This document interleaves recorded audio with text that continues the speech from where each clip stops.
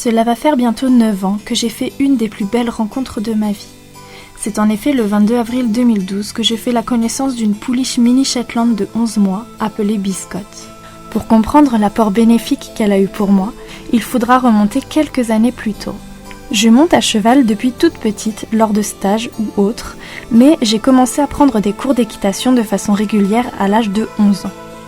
Manque de chance, je tombe sur une monitrice très autoritaire qui me fait très peur. Cette peur va venir s'étendre sur les chevaux et l'équitation et me faire perdre totalement confiance en moi dans ce domaine.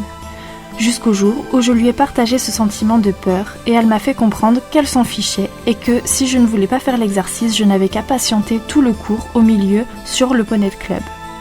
C'est donc ce que j'ai fait. J'ai très mal vécu cet épisode, je me suis sentie pas écoutée, humiliée devant tout le monde. Hors de question pour moi de continuer. Je passe alors 2 longues années sans approcher les chevaux. Je comblais ce manque par de la lecture et des jeux vidéo d'équitation, ce qui a fendu le cœur de ma maman. Et, histoire de ne pas faire les choses à moitié, je déclenche un tic de clignement de l'œil totalement incontrôlable. De plus, à cette époque, au collège, je ne me sentais pas du tout à ma place et me sentais rejetée par les autres. Tout cela a contribué à me faire perdre totalement confiance en moi et à tout faire pour ne pas me sentir regardée.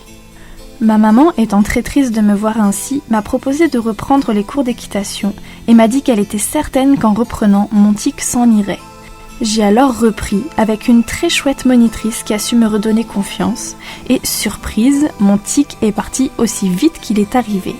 C'était l'époque des blogs et je passais des heures à fantasmer sur les relations que certaines personnes avaient l'air d'avoir avec leurs chevaux. Je découvre alors une méthode d'équitation centrée avec une dame avec qui j'ai commencé à prendre quelques cours. Je trouve toutes ces alternatives très intéressantes et enrichissantes. Bon, c'est décidé, je veux un cheval. Déjà consciente du principe de la loi de l'attraction, je me retrouve à coller une photo d'un cheval au-dessus de mon lit, de manière à projeter cette idée tous les soirs avant d'aller me coucher. Encore une fois, ma petite maman tombe sous le charme de mon innocence à cet âge. Toutefois, elle me trouve encore pas assez expérimentée pour avoir un cheval et pense que cela peut être dangereux vu ce que je rêvais de lui apprendre. Le 22 avril 2012, je trouve un petit poney sur le bon coin. Il s'agissait d'une femelle de 11 mois et par chance, elle se trouve seulement à 10 minutes de chez moi.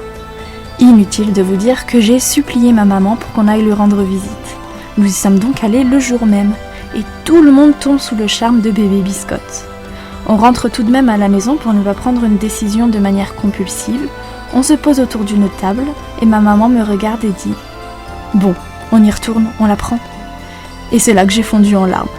On retourne là-bas, on signe le contrat et le chèque. Biscotte arrivera à la maison le 16 mai 2012. J'ai 15 ans et c'est le début d'une chouette aventure. Les premières semaines, nous apprenons les bases. Donner les pieds, tenir à l'attache. Nous faisons aussi nos premières sorties en extérieur. En parallèle, je commence à essayer de lui apprendre à se coucher. J'utilise la méthode de Jean-François Pignon sans trop savoir vraiment comment m'y prendre. Je passe alors des heures à rechercher la décontraction et une attitude vers le bas, jusqu'à ce qu'un jour, elle finisse par se coucher. C'est grâce à elle que j'ai pris conscience de l'extrême sensibilité des chevaux. Si j'étais légèrement contrariée, elle ne se couchait pas. C'est l'avantage de ne l'avoir jamais contrainte à le faire. Puis, de fil en aiguille, on apprend plein de choses toutes les deux en autodidacte. On évolue, on commence la liberté, etc. Elle me pousse à me remettre en question et à prendre conscience de mes émotions. Il faut savoir que Biscotte a une extrême confiance en elle, ce qui fait que lorsqu'on participe à notre première petite démonstration dans une petite écurie, elle m'a permis de surpasser mon stress en étant hyper à l'aise et sereine. C'est une grande première pour moi, j'ai osé me montrer en public et ça s'est très bien passé. Je remets ça l'année d'après, puis dans d'autres écuries, puis je commence à exposer un peu plus sur les réseaux sociaux tout ce que nous réussissons à faire. Je deviens fière d'elle, de moi, de nous.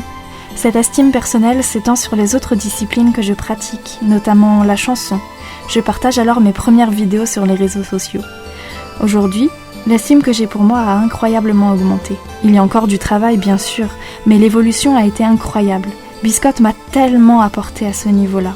C'est grâce à toutes ces prises de conscience et ce recul que j'ai trouvé ma voie. Je veux aider les gens à s'épanouir tant dans leur relation avec les chevaux que dans leur développement personnel grâce à leur binôme à 4 pattes.